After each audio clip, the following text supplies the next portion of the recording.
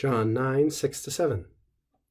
Haec cum dixisset, expuit in terram, et fecit lutum, exputo, et linuit lutum super oculos eius, et dixit ei, vade, lave natatoria siloae, quod interpretatur missus, abit ergo et lavit et venit videns.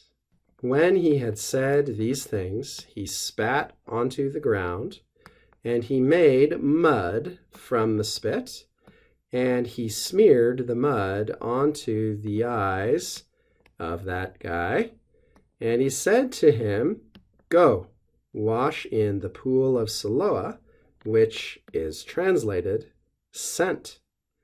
Therefore he went away, and he washed, and he came back seeing. This is a fun pair of verses. There's only a couple things I think that need to detain us. The first that we should mark out is dixisset, why pluperfect subjunctive, which is what we have here. Let's break that question down into its two constituent parts. First of all, why subjunctive? Why the mood in the first place? And that we're going to explain with reference to cum.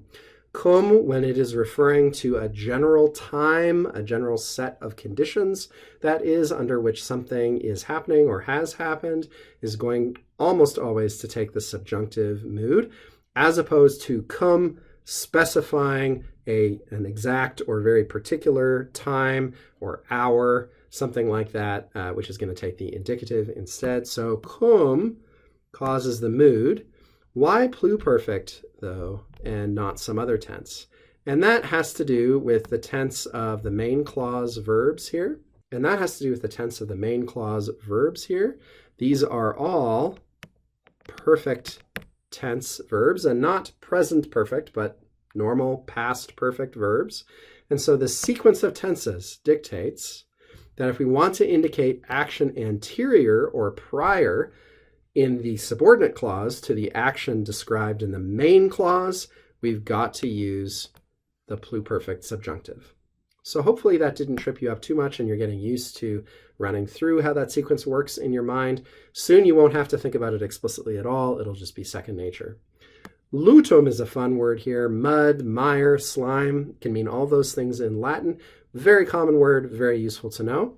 We're told explicitly he's making that mud out of a mixture of dirt and spit. Sputum, by the way, is a word that even today you'll hear your respirologist use, at least with an English pronunciation. It's a word that has gone directly into our medical terminology. Sputum, stuff that is spit out or coughed up. Linuit is a little bit perplexing here because there's two related verbs in Latin, lino, a third conjugation verb, and lineo, a fourth conjugation verb, both of which mean the same thing, to spread or smear or anoint.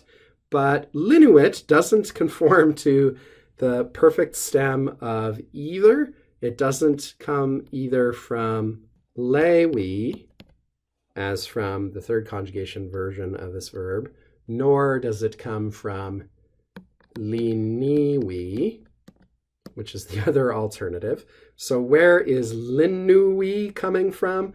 Well, there's some confusion evident in the manuscript history here. You'll see that in your Stuttgart Vulgate. There's a few different readings. Most of the others are these alternative perfect forms that I've mentioned. So somebody got confused at some point about to which conjugation this verb belonged, and it seems that they invented a form which actually is not quite correct. So we don't need to let that detain us too much. We can tell from the context what's meant. He smeared the mud onto that guy's eyes, and then he said to him, here's our quotation, "Go wash in the natatoria." Natatoria is a word just for a big artificial body of water of some kind. Literally, it means swimming place, from Latin natare, but it's not necessarily a pool in which swimming actually takes place.